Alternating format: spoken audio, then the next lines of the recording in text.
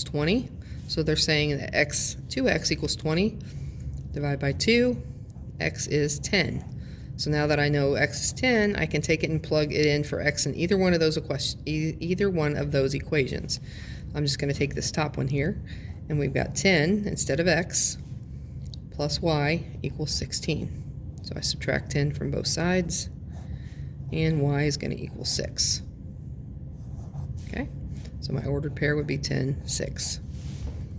Okay, over here, notice that if I were to add these together, neither one of these would be eliminated. So I'm going to have to do some manipulating to these equations to get something to be the same so I can eliminate it. If I multiply this top equation by 2, all right, that would give me 4x here and a positive 2y here, and then 10 back here. But most importantly, I would have the positive 2y here.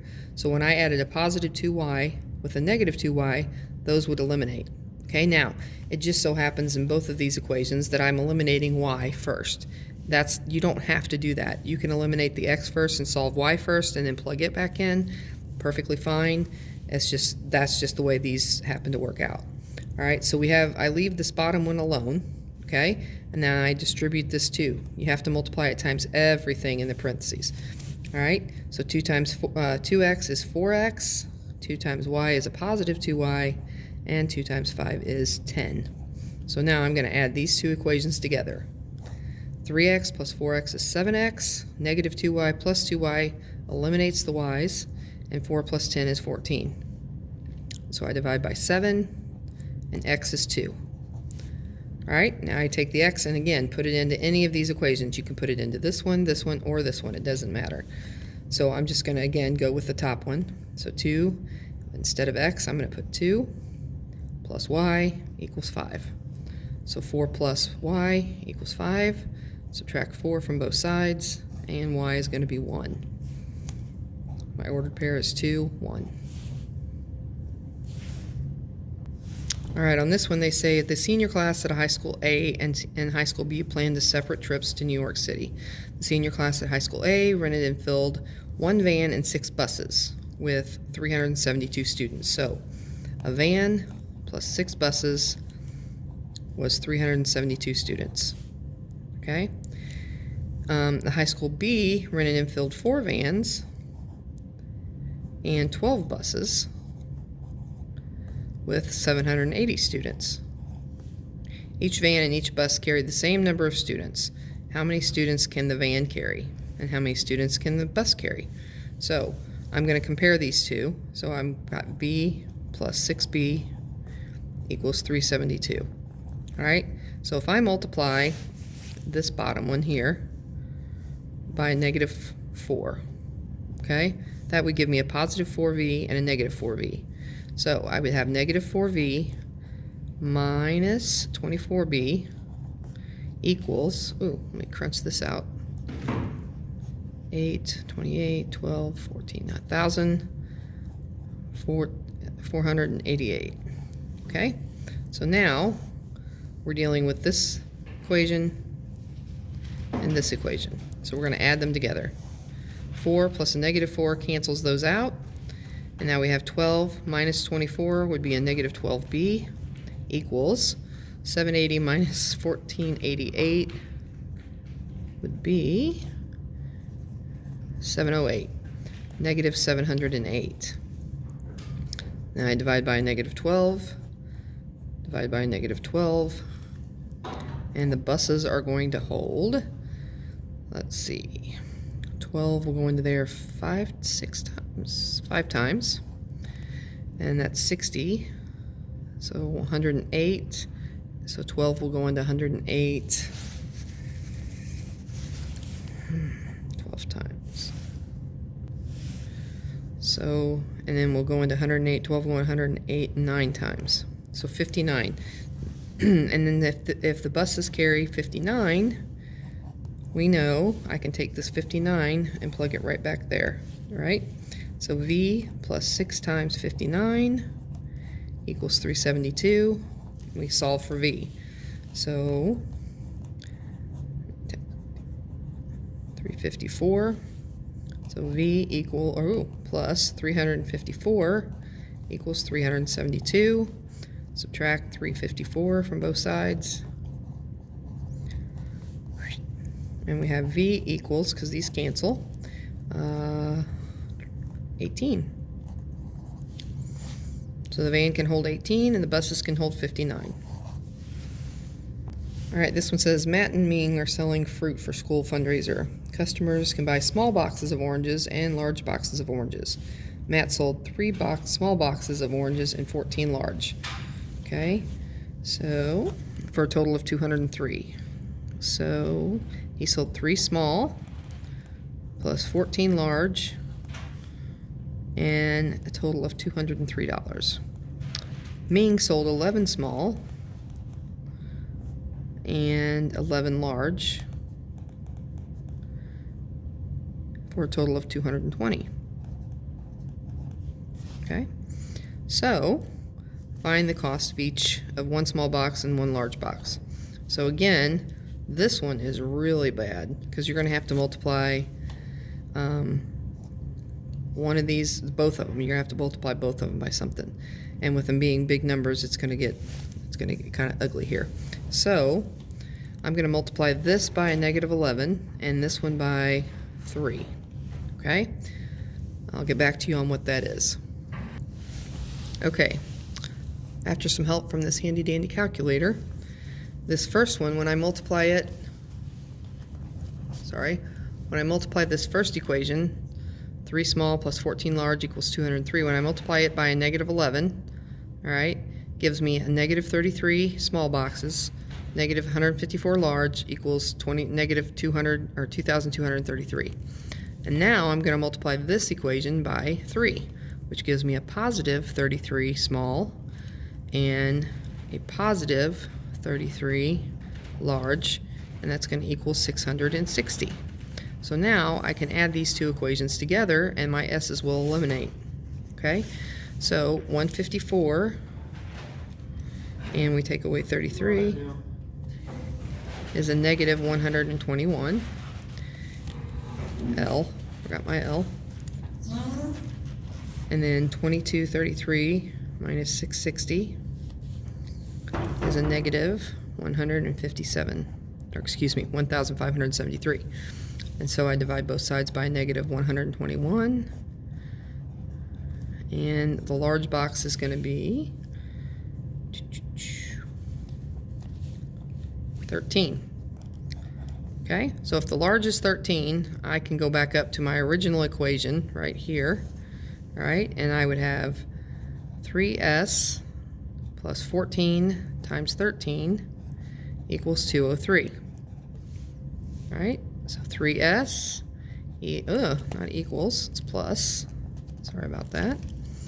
So plus 13 times 14 is 182 equals 203. So I subtract 182 from both sides and we get 121.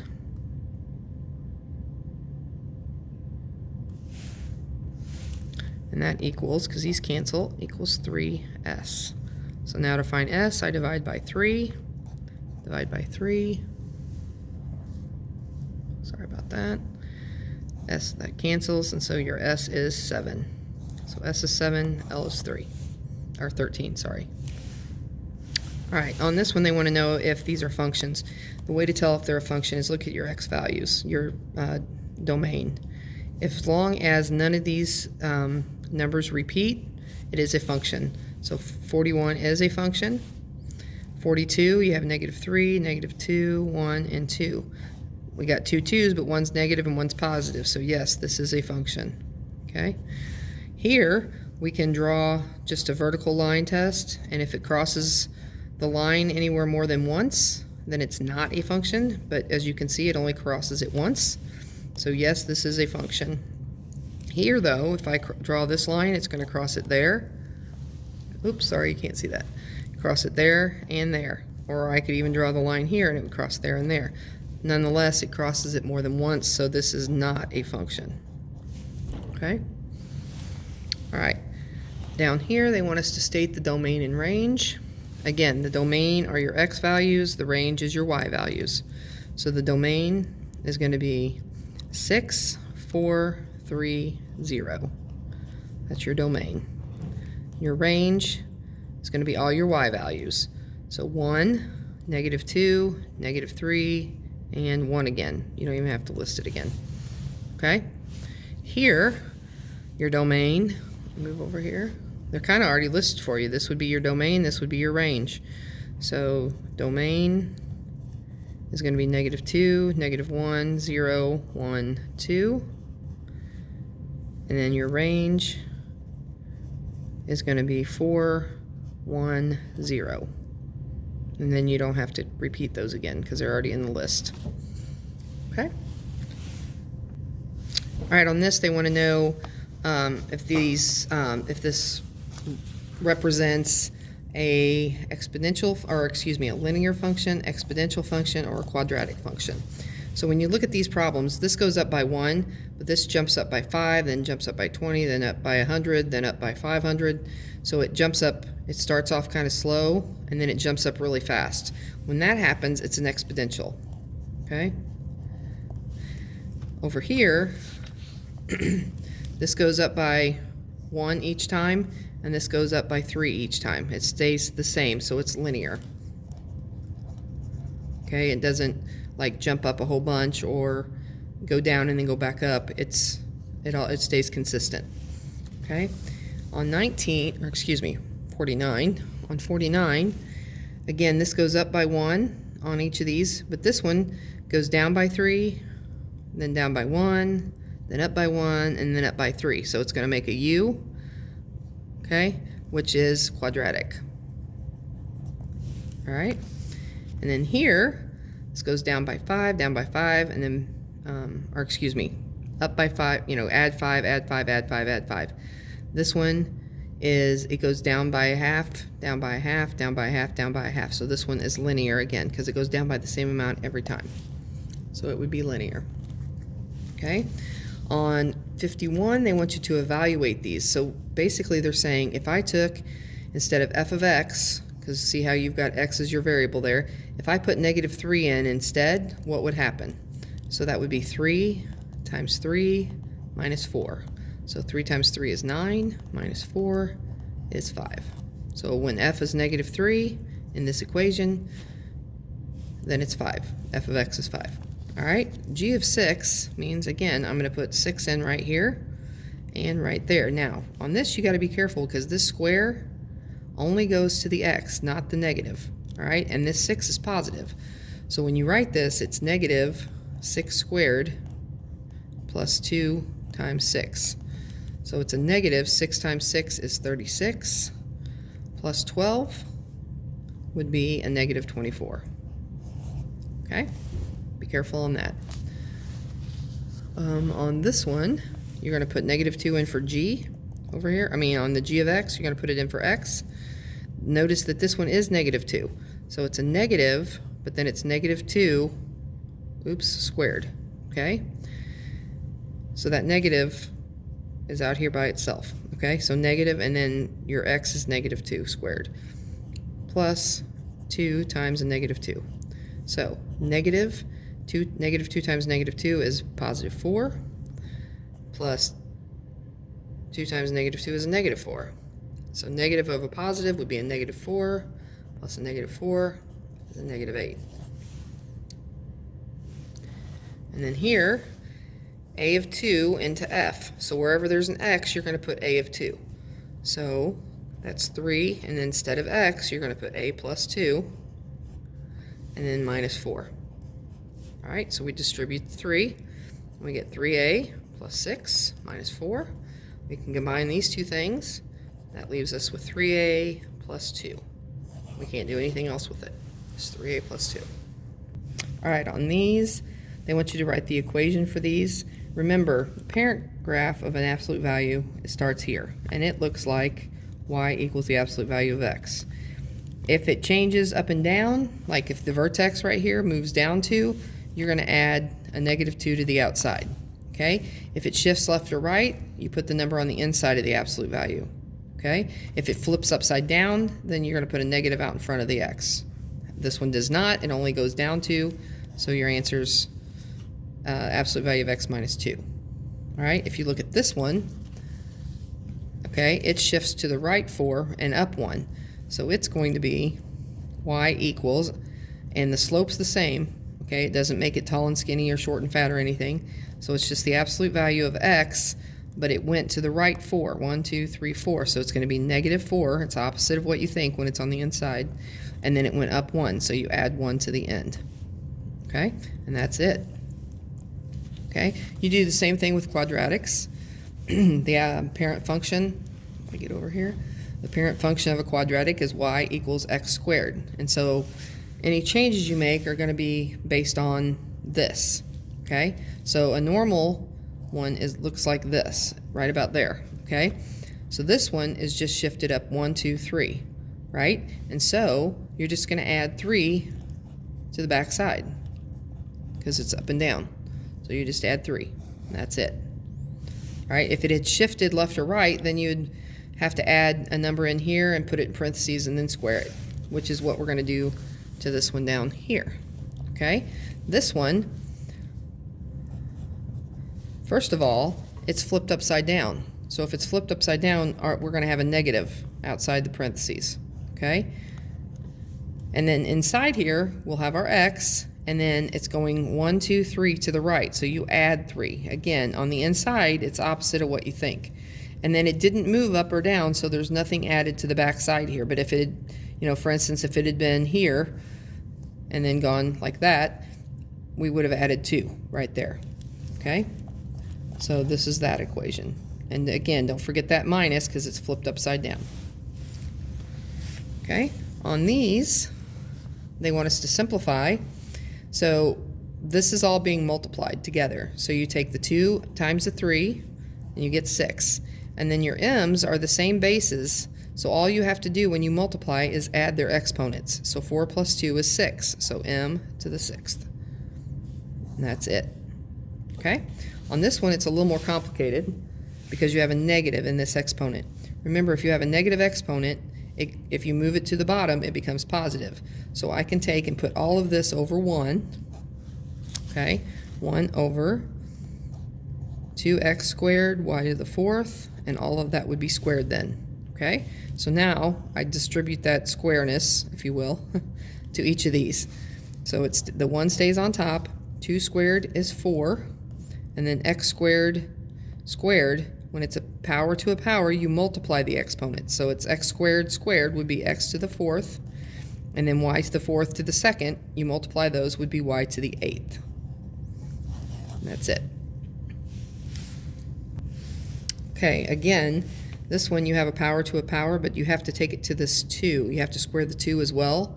So 2 squared is 4, and then a to the 3rd to the 2nd, you multiply those because it's a power to a power. So it's going to be a to the 6th. Okay, here, again, you distribute it, but it's a power to a power. So a squared squared would be a to the 4th, and then b to the negative 1 would be b to the negative 2. Again, because it's a negative 2, we're going to move it to the bottom and make it positive. So now it's a to the 4th over b to the 2nd on the bottom.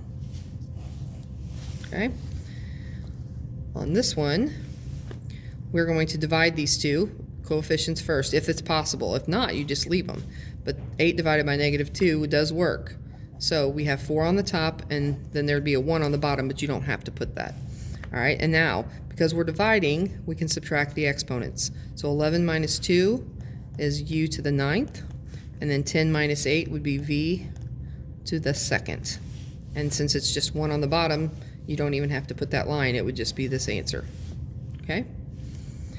Here, if you notice, 9 and 6, this is a negative, this is a negative, doesn't reduce evenly, but you can take a 3 out of both of them. So 9 divided by 3 is 3, and 6 divided by 3 is 2. And then we can subtract here. 8 minus 2 is 6, so we'd have u to the 6. And then 2 minus 6 would give us v to the negative 4, right? But I'm going to take that negative 4, this v to the negative 4, and move it to the bottom and make it v to the positive 4. And then take that off. Okay? So that would be your answer. Okay, here we have a power of 0. Anything to the 0 power is 1. So it doesn't matter how long of line of things it is. If the very outside exponent is 0, everything in there is 1. So that one's an easy one. It's just 1. Here, we can't do anything with this. Okay, it just is what it is. So it's 2a cubed, b squared. And then this one, we have b to the third to the second. So again, it's an exponent to an exponent. So this becomes b to the sixth. All right? So now, again, everything's being multiplied, but there's really the only things that we can multiply together are the b's here. So the 2a cubed stays as it is, and then these two are the same base, so we can add their exponents. And it'd be b to the 8th. Okay? We didn't really talk a whole lot about scientific notation, but I know that you've probably talked about it in science class. Remember, what you want to do is you want to move the decimal to where the number is between 1 and 10. So here we would move it to right here between the 1 and the 4. So we do that, we go 1, 2, 3, 4, 5, 6, 7. So it's 1.4 times 10 to the 7th. Okay? And that's all you're doing is rewriting that in scientific notation. Here, we're going to move it to right there is where we want to move the decimal. So it would end up being 3.08 times 10, and then how many spots? 1, 2, 3, 4, 5. But we're moving that way, so it's going to be a negative 5. Okay? Here, we can multiply these front numbers and then add the exponents. So 4 times 3.6, get our handy dandy calculator. That's 14.4 times 10 to the 7 plus negative 4 would be to the third. Now the problem here is this number right here is not between 1 and 10, so we're going to need to go back 1. So that would be 1.44 times 10 to the first, right? And then this is to the third, so this 1 plus 3 would be to the fourth, and that would actually be your final answer. Okay? Here, we can divide these. All right? 7.2 divided by 8 should give me 0.9. Yep. So this is 0.9 times 10 to the, and we subtract. 4 minus a minus 3 would be to the 7th. Okay? But I need to move it one spot over here so that it's 9 times 10 to the first is what this is. Right? And then we have this. So actually it'd be a negative first. Negative first. So we need to take 1 away from that, would be 9 times 10 to the 6th. And that concludes our review sheet for the final.